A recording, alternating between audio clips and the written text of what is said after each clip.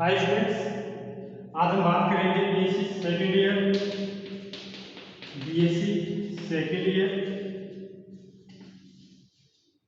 Okay physics. इसमें हमारा जो पेपर चल रहा था, पेपर फर्स्ट थर्मो डायनेमिक्स।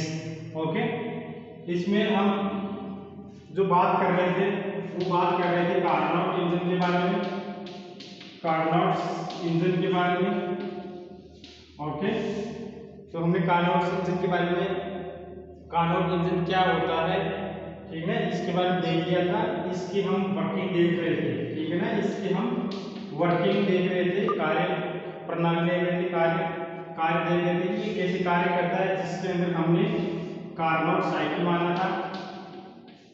एक कार्नोट साइकिल की स्टडी की।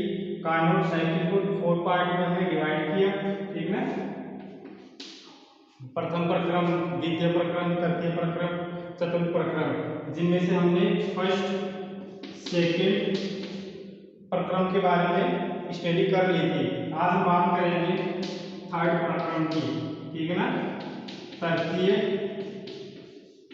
प्रक्रम। तृतीय प्रक्रम कौन सा है?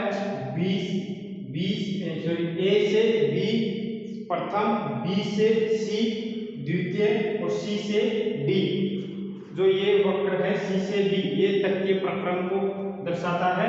तो तृतीय प्रक्रम यहाँ पे कौन सा है? समतापी संपीड़न, ठीक है ना। जो तृतीय प्रक्रम है ये है समतापी संपीड़न, समतापी संपीड़न, isothermal compression, isothermal compression. Okay, तो आज हम इसके बारे में चर्चा करेंगे कि ये क्या है। इसके लिए मैं इसको हटा देता हूँ, ऊपर से लेते हैं इसको। तृतीय प्रक्रम, ओके, ये तीसरा प्रक्रम है हमारा।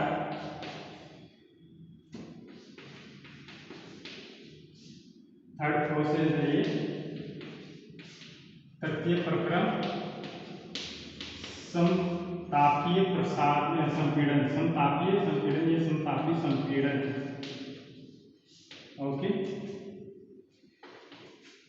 Isothermal compression.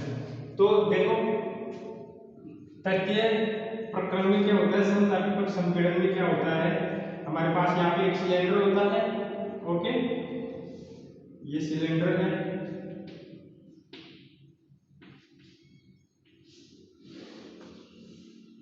ठीक है। इसमें जो है पिस्टन लगा होता है, ये पिस्टन लगा हुआ है, ये सिलेंडर है। ओके, ये जो सभी है वो चालक है, ये जो नीचे वाला तलिया है, निचली तल, ये सुचालक होता है। अब हमने जो द्वितीय प्रक्रम में ये किया था कि इसको स्टैंड के ऊपर रख दिया था, ठीक है ना, सिलेंडर को। ये द्वितीय प्रक्रम के अंदर ये स्टैंड के ऊपर रखा हुआ था, जिससे जो कार्यकारी पदार्थ है, जो आदर्श गैस है, वो क्या है, आइसोलेटेड, ठीक है ना, विलगित है वातावरण से। ओके, और इसको स्टैंड के ऊपर रख के धीरे धीरे ऊपर खिसकाया गया था।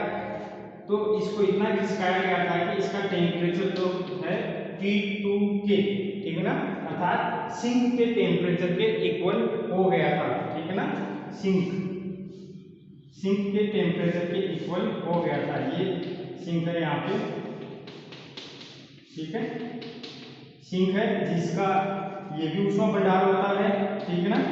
इसको कितनी भी एनर्जी दे दी जाए, इसके टेम्परेचर में कोई फर्क नहीं पड़ता है, इसकी ऊष्मा धारिता अनंत होती है, ठीक है ना। ये कुचालक दीवारें हैं और ये सुचालक तली है, ठीक है ना। तो इसका जो टेम्परेचर है T2K। तो हमने इस सेकंड प्रक्रम में देख लिया था कि इसको धीरे धीरे जब हम ऊपर करते हैं, इसके ऊपर से दाब लगाते हैं, तो कार्यकारी जो पदार्थ है उसका प्रसार होता है, आदर्श गैस जो है उसका प्रसार होता है, ठीक है। और वो जब प्रसार होता है तो आदर्श गैस को काम करना पड़ता है, ठीक है ना। जो गैस है उसको प्रसार करने के लिए आंतरिक कार्य करना पड़ता है। आंतरिक कार्य करती है तो गैस के टेम्परेचर में कमी होती है, और गैस का टेम्परेचर कम होते होते होते जो सिंक का टेम्परेचर है इसके इक्वल हो जाता है। जैसे ही गैस का टेम्परेचर सिंक के टेम्परेचर के इक्वल होता है, गैस में कार्य करने की क्षमता समाप्त हो जाती है और वो इससे ज़्यादा प्रसार नहीं कर पाती और ये पिस्टन यहाँ पे रुक जाता है, ऑटोमेटिक रुक जाता है। ठीक है, अब इस स्थिति को हमने सी पोजीशन बोला था कि ये अब सी पोजीशन पे आ गया, जहाँ पे इसका जो दाब है इस पोजीशन पे वो PC और आयतन BC है। ठीक है ना, अब इस पोजीशन से हम क्या करते हैं, तृतीय प्रक्रम में क्या करते हैं, यहाँ से ये जो स्टैंड है, स्टैंड से सिलेंडर को हटा के और सिंक के ऊपर रखते हैं। ठीक है ना, इस सिलेंडर को क्या करते हैं हम सिंक के ऊपर रखते हैं। ओके, स्टैंड से हटा के इसको सिंक के ऊपर रखते हैं, जिससे जो आपका कार्यकारी पदार्थ है वो जो सिंक है उससे डायरेक्ट कनेक्ट हो जाता है। ठीक है ना, वो क्या हो जाता है, इससे डायरेक्ट कनेक्ट हो जाता है। अब क्योंकि इसका भी टेम्परेचर T2 के है और इसका भी टेम्परेचर T2 के है, दोनों सेम टेम्परेचर के ऊपर है, यहाँ पे गैस के द्वारा अपने आप कोई काम नहीं किया जाएगा। तो अब यहाँ पे क्या करते हैं हम कि इस तृतीय प्रक्रम में इस पिस्टन के ऊपर धीरे धीरे दबाव बढ़ाते हैं। ठीक है ना, इसके ऊपर धीरे धीरे दबाव बढ़ाते हैं। मतलब ये धीरे धीरे हम दबाव क्यों बढ़ाते हैं, इसलिए कि यहाँ पे हम जैसे दाब बढ़ाएंगे तो कार्यकारी पदार्थ का जो टेम्परेचर है वो बढ़ जाएगा। ठीक है ना, इसकी आंतरिक ऊर्जा बढ़ जाएगी। ठीक है, तो आंतरिक ऊर्जा बढ़ेगी तो टेम्परेचर बढ़ेगा। तो यदि हम एकदम से इसके ऊपर दबाव लगा देंगे तो इसका एक टेम्परेचर एकदम से हाई हो जाएगा। एकदम से हाई होने का मतलब ये जो यहाँ प्रोसेस होगी वो उत्क्रमणीय नहीं होगी। ठीक है ना, तो हम यहाँ पे उत्क्रमणीय प्रोसेस करना चाह रहे हैं, तो उत्क्रमणीय प्रोसेस जितने भी उत्क्रमणीय प्रोसेस हैं वो धीरे धीरे ही होते हैं। ठीक है ना, तो यहाँ पे हम धीरे धीरे टेम्परेचर यहाँ पे बढ़ाते हैं, तो टेम्परेचर बढ़ाते हैं तो यहाँ क्या एनर्जी बढ़ता है, एनर्जी बढ़ने से टेम्परेचर बढ़ता है। ठीक है ना, तो यहाँ का टेम्परेचर हमको फिक्स रखना है क्योंकि ये क्या है, समतापी संपीड़न है, तो यहाँ का टेम्परेचर हमको फिक्स रखना है। इसलिए इसको धीरे धीरे हम दाब बढ़ाएंगे। धीरे धीरे दाब बढ़ाने से क्या होगा कि जो यहाँ पे टेम्परेचर बढ़ेगा वो ऊष्मा के रूप में सिंक के अंदर ट्रांसफर होता जाएगा। ठीक है ना, जो यहाँ पे एनर्जी बढ़ेगी वो Q2 ऊष्मा के रूप में, ठीक है ना, Q2 ऊष्मा के रूप में इस सिंक में ट्रांसफर होती जाएगी। ठीक है ना, सिंक में निष्कासित होती जाएगी और जैसे जैसे ये इस सिंक में निष्कासित होती जाएगी इसका टेम्परेचर यहाँ पे सेम बना रहेगा। ठीक है ना, नियत बना रहेगा T2 केल्विन। और ये जो प्रसार होगा समतापीय ये जो संपीड़न होगा वो समतापीय संपीड़न होगा। ओके, तो जब ऐसा हम करते जाते हैं और एक ऐसी स्थिति आ जाती है, एक स्थिति के ऊपर हम आगे इसको रोक देते हैं। ठीक है ना, डी पोजीशन के ऊपर हम इसको आके रोक देते हैं इस डी स्थिति के ऊपर। ठीक है ना, जहाँ पे इस गैस का जो प्रेशर है PD है और वॉल्यूम VD है। ठीक है ना, इसको हम डी अवस्था बोलते हैं और इस संपीड़न को CD वक्र के द्वारा देते हैं। जो इंडिकेटर डायग्राम है इसमें CD वक्र के द्वारा देते हैं और इसमें जो किया गया कार्य है वो PdV C से D के बीच में होगा। ठीक है ना, W3 और ये जो कार्य जो है, ठीक है ना, किसके बराबर होता है, Q2। क्यों Q2 के बराबर क्यों होता है, क्योंकि ये उत्क्रमणीय प्रोसेस है, धीरे धीरे दाब बढ़ाया जा रहा है। ठीक है ना, तो इसकी जो इंटरनल एनर्जी है ये समतापीय संपीड़न है, तो इसकी जो इंटरनल एनर्जी है वो नहीं बढ़ती है। इंटरनल एनर्जी में कोई चेंज नहीं होता है। इसलिए इसके ऊपर जो किया गया कुल कार्य है, इसके ऊपर जो किया गया कुल कार्य है, इसके ऊपर हम दबाव लगा रहे हैं हम इसके ऊपर कार्य कर रहे हैं, तो किया गया जो कुल कार्य है वो कार्य इस सिंक को ट्रांसफर की गई ऊष्मा के रूप में हमको प्राप्त होता है। मतलब Q2 ऊष्मा के रूप में हमको प्राप्त होता है। जो किया गया कार्य है Q2 ऊष्मा के रूप में हमको प्राप्त होता है। आशा करता हूँ ये समझ गए होंगे आप। तो इसको आप लिख लो कि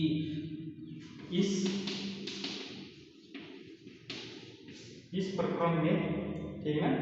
इस प्रक्रम में जो सिलेंडर है, सिलेंडर को, ठीक है ना, स्टैंड, यहाँ पे हम इस प्रक्रम में क्या करते हैं, सिलेंडर को स्टैंड से हटाकर, सिलेंडर को स्टैंड से हटाकर सिंक पर ठीक है ना, ऊष्मा सिंक या सिंक पर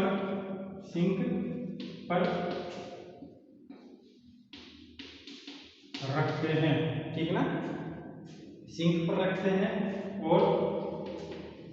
और जो पिस्टन है, पिस्टन पर धीरे धीरे दबाव, ठीक है ना, धीरे धीरे दबाव या दाब, धीरे धीरे दाब, इसको हटा रहा हूं, ठीक है ना, धीरे धीरे दाब बढ़ाते हैं, ठीक है ना, धीरे धीरे दाब बढ़ाते हैं। ओके, जिससे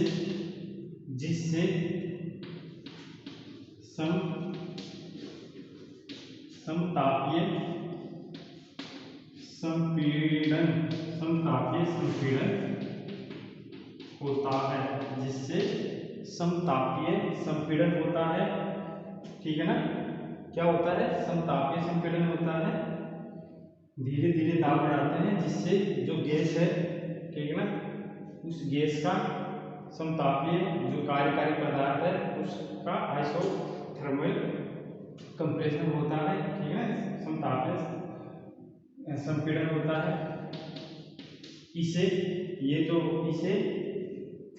जो सूचक आरेख है, इसे सूचक आरेख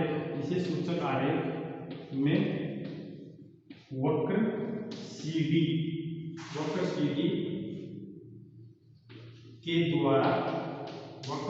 के द्वारा दर्शाया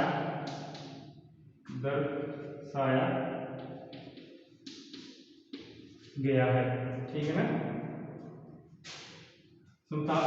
धीरे धीरे दाब बढ़ाते हैं, जिससे समतापीय संपीड़न होता है, और ये समतापीय संपीड़न जो है इसको CD में दर्शाया गया है, ठीक है ना।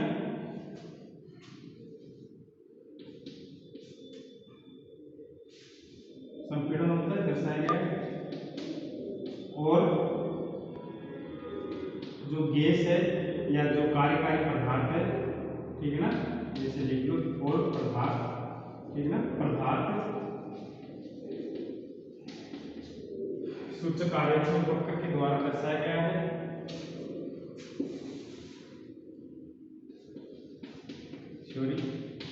जिससे पदार्थ अवस्था D में पहुंच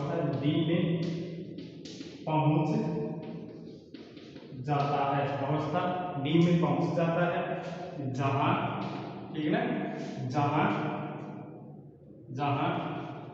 जो कार्यकारी पदार्थ है, जहां पदार्थ का, ठीक है ना, कार्यकारी पदार्थ क्या है, यहाँ पे आदर्श गैस है, ठीक है ना, पदार्थ क्या है यहाँ पे, आदर्श, ठीक है ना, गैस है, आदर्श गैस है, ठीक है ना, अवस्था D में पहुंच जाता है, जहां पदार्थ का जो दाब है वो PD है, वह आयतन क्या है, VD है, जहां पदार्थ का दाब VD व आयतन VD होता है। ओके, तो ये यहाँ से यहाँ तक आने में इसको समतापीय संपीड़न कहते हैं। इसमें ताप एकदम समान होता है, यहाँ पे ये पहुंच गया, इसका दाब VD और आयतन VD हो जाता है। ओके, तो जब ये समतापीय प्रसार संपीड़न होता है, समतापीय संपीड़न होता है, तो जो पदार्थ क्योंकि ऊष्मा किसको, सिंक को ट्रांसफर करता है। इस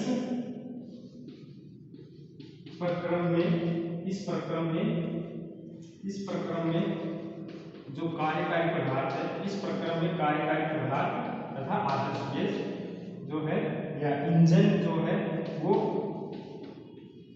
इंक को Q2 ऊष्मा निष्कासित करता है, ठीक है ना,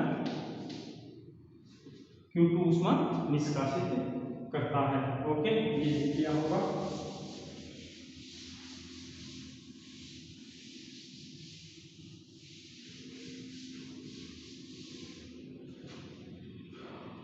ये इसमें इसको निष्कासित करता है। तो अब देखो, अतः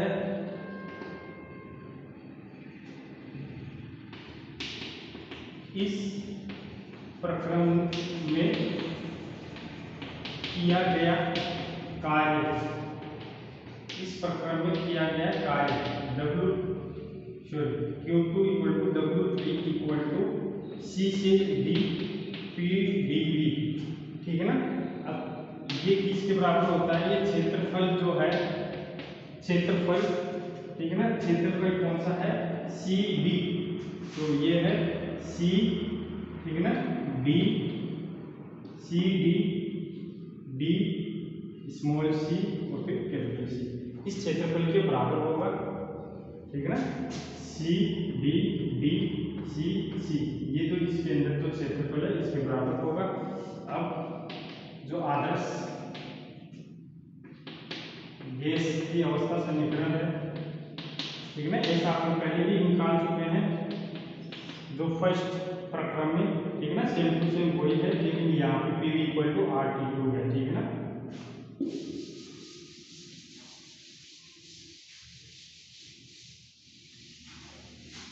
तो यहाँ से ये वैल्यू यहाँ पे पुट करेंगे हम, तो हमको क्या मिलेगा, Q2 इक्वल टू W3, ये हो गया आपका CD और ये हो गया आपका R, ठीक है ना, P की value RT2 upon V dt, ठीक है ना, सोल्व करोगे तो RT2 log, ठीक है ना, और ये V आएगा log V की लिमिट रखोगे तो VD अपॉन VC, ठीक है ना, ये वॉल्यूम मिलेगा आपको।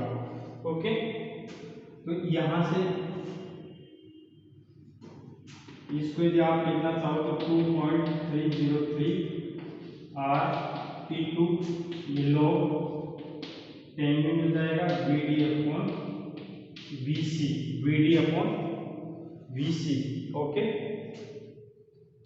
तो देखो यहाँ पे जो ये VC जो होता है ना, VC, यहाँ पे VC, ये VC है, ये VD है, तो VC ग्रेटर देन VD होता है, ध्यान देना, ये VC जो होता है यहाँ पे जो वॉल्यूम है उससे ज्यादा होता है, VC ज्यादा है, ये V तो है ना, ये V है, V ज्यादा, VC ज्यादा होगा, VD कम, तो इसलिए इसको थोड़ा सा हम ऐसे लिख सकते हैं, -303 RT2 log 10 VC upon VD, ठीक है ना, इसको ऊपर और इसको नीचे, तो यहाँ से ये इन्वर्स हो जाएगा, इन्वर्स होगा तो जो log है तो ये घात इधर आ जाती है, ठीक है ना, log, इसलिए ये माइनस हो गया, और 2.303 RT2 log 10 VC upon VD, ये क्या है, लिखने में अच्छा लगता है, इसलिए क्योंकि ये अब अधिक में कम का भाग लग रहा है, पहले कम में अधिक का भाग लग रहा था, ठीक है ना। ये कुछ भी जो भी पहले आपने इक्वेशन दी थी लास्ट वीडियो के अंदर, ठीक है ना, उससे आगे वाली इक्वेशन ले लेना, इक्वेशन 3। तो ये जो आपका तृतीय प्रक्रम था, उस तृतीय प्रक्रम में किया गया कार्य है, ठीक है, इसको ध्यान रखना, -2.303 RT2 log 10 VC upon VD, ठीक है ना, ये 3 है आपका। ओके, तो इस वीडियो में इतना ही, धन्यवाद, ठीक है ना। इससे जो अगला वीडियो है उसमें हम चतुर्थ प्रक्रम पढ़ेंगे, चतुर्थ प्रक्रम ये D वाला है, ठीक है ना, जो रुद्धोष्म संपीड़न है, ठीक है, तो इसमें इतना ही, धन्यवाद, थैंक यू।